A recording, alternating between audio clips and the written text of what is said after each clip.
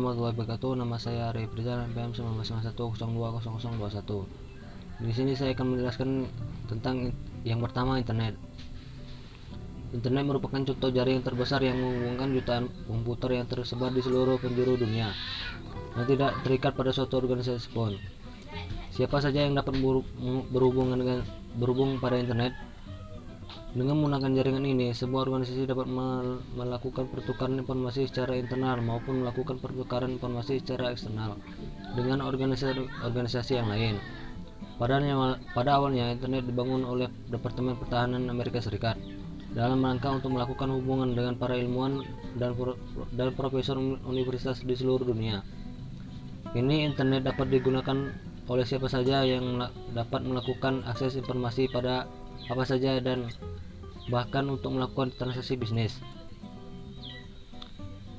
B. Sumber daya internet. Internet memiliki banyak sumber daya, antara lain email, Usenet, list service, IRC, Telnet, FTP, Gopher, Arsin, Veronica, Wise, dan World Wide Web. Dua di antara sumber daya internet tersebut akan dijelaskan lebih lanjut. Yang pertama, surat elektronik. Surat elektronik merupakan pengiriman surat dilakukan secara elektronik, bukan dalam bentuk kertas. Surat ini menawarkan keunggulan berupa kecepatan pengiriman. Transfer email yang cepat menggunakan protokol yang disebut dengan SMTP atau Simple Mail Transfer Protocol. Dalam hal ini, mail server segera menghubungi tujuan dan kemudian mengirimkan surat. Model pengiriman email yang lain adalah simpan dan teruskan. Cara ini diterapkan jika server tujuan tidak selalu terhubung pada internet. Yang kedua, World Wide Web. World Wide atau WWW atau bisa dikenal dengan istilah web adalah sistem pengakses informasi data internet yang paling terkenal. Pertama kali diciptakan pada tahun 1991 di CERN, Laboratorium Fisika Vertikal Eropa, Jenewa, Swiss. Tujuan awalnya adalah untuk menciptakan media yang mudah untuk berbagi informasi pada para fisikawan dan ilmuwan. Dengan hypertext, pemakai dapat melompat dari suatu dokumen ke dokumen lainnya dengan mudah dengan cukup mengklik teks khusus pada yang awalnya ditandai dengan garis bawah. Penggunaan hypertext pada web juga telah dikembangkan lebih jauh menuju hypermedia. Dengan menggunakan pendekatan hypermedia, tidak hanya teks yang dapat dikaitkan, melainkan juga gambar, suara, bahkan video. Informasi yang terdapat pada web disebut halaman web. Untuk mengakses sebuah halaman web dari browser, pemakai perlu menyebutkan URL atau Uniform Resource Locator. URL tersusun atas 3 bagian. Yang pertama, format transfer, nama host, dan file berkas dokumen. Sekian dari saya. Assalamualaikum warahmatullahi wabarakatuh. Nama saya Arnistia Valen Marsyanda dengan NPM 1951020024. Di sini saya akan membacakan materi selanjutnya, yaitu tentang model bisnis e-commerce. Model bisnis e-commerce sendiri itu yang pertama ada e-retailing. E-retailing itu menyatakan penjualan secara online. Nah, beberapa situsnya itu hanya menjual produk secara online dan tidak memiliki toko fisik. Nah, yang kedua itu ada perantara transaksi. Perantara transaksi adalah suatu model bisnis yang mendapatkan uang karena bertindak sebagai perantara. Contohnya sendiri itu ada PayPal. PayPal itu mendapatkan komisi karena menjembatani pembayaran dari pembeli yang melakukan transaksi ke penjual. Yang ketiga ada penyedia pasar. Penyedia pasar menyediakan tempat yang memungkinkan pembeli dan penjual bertemu di mana pembeli bisa mencari informasi mengenai penyedia produk atau jasa yang dibutuhkan. Contohnya sendiri itu ada Alibaba.com. Alibaba.com mempertemukan penjual dan pembeli aneka produk. Yang keempat ada penyedia konten. Penyedia konten menyediakan konten digital seperti foto, video, lagu, artikel jurnal, permainan, dan berita. Contohnya itu ada Science Direct atau www.sciencedirect.com. Nah, yang kelima itu ada penyedia komunitas. Penyedia komunitas menyediakan layanan berupa tempat bertemu secara virtual bagi orang-orang yang mempunyai kepentingan atau kegemaran yang sama. Contohnya itu ada Facebook, ada Instagram, terus dan macam-macam yang lainnya. Yang keenam itu ada portal. Portal menyediakan pintu untuk masuk ke web. Dukungan mesin pencari mempermudah pengunjung mencari informasi. Selain mesin pencari, portal menawarkan berbagai fitur seperti email, kalender, internet messaging, atau info cuaca. Yang ketujuh itu ada penyedia layanan.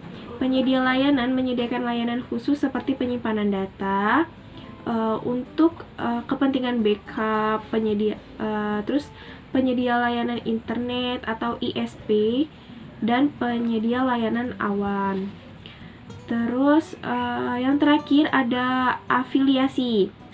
Afiliasi diwujudkan dengan menyediakan tempat yang dapat dipakai untuk menghubungkan pembeli ke penjual. Sebagai contohnya itu ada Amazon, membuka program afiliasi kepada siapa aja. Kalau ada pembeli yang datangnya dari situs mitra-mitra akan mendapatkan komisi penjualan model pay per click termasuk dalam kategori ini. Sekian materi dari saya. Materi selanjutnya akan dibacakan oleh Iis Ayu. Assalamualaikum warahmatullahi wabarakatuh. Perkenalkan, nama saya Iis Ayu Arianti. Di sini saya akan menyampaikan materi lanjutan dari kelompok kami, yaitu poin D, e-government. E-government ini adalah istilah yang menyatakan penggunaan teknologi informasi untuk melakukan transformasi hubungan antara masyarakat bisnis, sesama bisnis, pemerintah, dan pegawai. Adapun strategi pengembangan untuk e-government ini yaitu yang pertama, mengembangkan sistem layanan yang handal dan terpercaya serta terjangkau oleh masyarakat luas. Yang kedua, menata sistem manajemen dan proses kerja pemerintah dan pemerintah daerah otonom secara holistik. Dan yang ketiga, memanfaatkan teknologi informasi secara optimal. Yang keempat yaitu meningkatkan peran serta dunia usaha dan mengembangkan industri telekomunikasi dan teknologi informasi. Yang kelima yaitu mengembangkan kapasitas SDM baik pada pemerintah maupun pemerintah daerah otonom disertai dengan peningkatan literasi dari masyarakat. Dan yang keenam yaitu melaksanakan pengembangan secara sistematik melalui tahapan yang realistik dan terukur. Adapun e-government dapat digunakan untuk meningkatkan tata kelola yang baik pada pemerintahan, yaitu dengan cara meningkatkan transparansi, yaitu penyebaran aturan-aturan dan prosedur-prosedur pemerintah serta data kinerja pemerintah. Yang kedua yaitu pengurangan korupsi administratif. Maksudnya transaksi-transaksi ini bisa dipantau dengan mudah secara online dan pengurangan aktivitas yang sangat tergantung pada orang dan juga dapat mengurangi aktivitas yang sangat tergantung untuk kekuasaan yang menimbulkan korupsi dan menghilangkan perantara. Selanjutnya yang ketiga yaitu peningkatan penyampaian layanan, percepatan penyelesaian transaksi, pengurangan biaya bagi orang yang menuju ke lokasi untuk berhubungan dengan pemerintah. Selanjutnya yaitu peningkatan kinerja pegawai negeri. Maksud dari sini yaitu peningkatan kemampuan pemimpin untuk memantau pekerjaan pegawai negeri, meningkatkan efisiensi pegawai melalui otomasi pekerjaan yang membosankan, mempercepat dan mengefisiensi aliran kerja dan pertukaran data di internal serta antar lembaga pemerintah. Mungkin cukup sekian dapat saya sampaikan, kurang lebihnya saya mohon maaf. Saya akhiri, wassalamualaikum warahmatullahi wabarakatuh.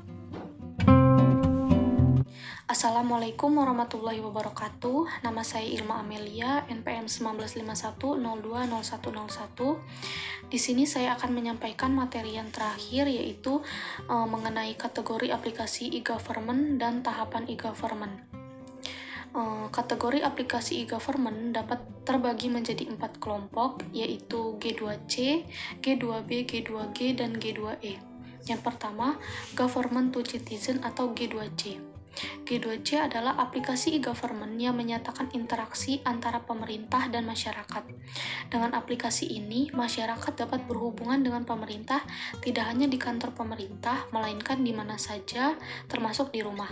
Contoh dari aplikasi ini yaitu pembayaran pajak secara online, pengurusan akta kelahiran, pengurusan izin mendirikan bangunan, dan pengurusan tanah. Yang kedua, Government to Business atau G2B. G2B adalah aplikasi e-government yang ditujukan untuk memberikan layanan yang lebih baik kepada pembisnis. Contohnya, pelayanan untuk berinvestasi, percepatan pengurusan barang di pelabuhan, dan pengadaan barang. Yang ketiga, government to government atau G2G.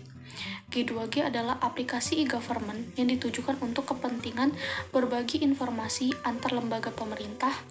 Dengan aplikasi ini, pertukaran data antar lembaga pemerintah dapat dilakukan dengan mudah. Yang keempat, Government to Employees atau G2E. G2E adalah aplikasi e-government untuk meningkatkan kinerja pegawai di lingkungan unit pemerintah. Contoh dari aplikasi ini yaitu penyediaan fasilitas e-learning yang memungkinkan pegawai bisa belajar secara mandiri dan online, serta pencatatan data pribadi dan hal-hal yang berkaitan dengan kinerja setiap pegawai. Yang F, tahapan e-government. Yang pertama ada tingkat persiapan. Tingkat persiapan ditandai dengan kegiatan-kegiatan pembuatan situs informasi di setiap lembaga, penyediaan SDM, penyiapan sarana akses yang mudah, dan sosialisasi situs informasi baik untuk internal maupun untuk publik. Yang kedua, tingkat pematangan. Tingkat pematangan ditandai dengan pembuatan situs informasi publik, interaktif, dan pembuatan antarmuka keterhubungan antar lembaga lain. Yang kedua, tingkat pemantapan. Tingkat pemantapan ditandai dengan pembuatan situs transaksi pelayanan publik dan pembuatan interoperabilitas aplikasi maupun data dengan lembaga lain. Yang terakhir ada tingkat pemanfaatan, berupa pembuatan aplikasi untuk pelayanan yang bersifat G2G, G2B, G2E, dan G2C yang terintegrasi. Sekian materi dari kelompok kami. Saya akhiri. Wassalamualaikum warahmatullahi wabarakatuh.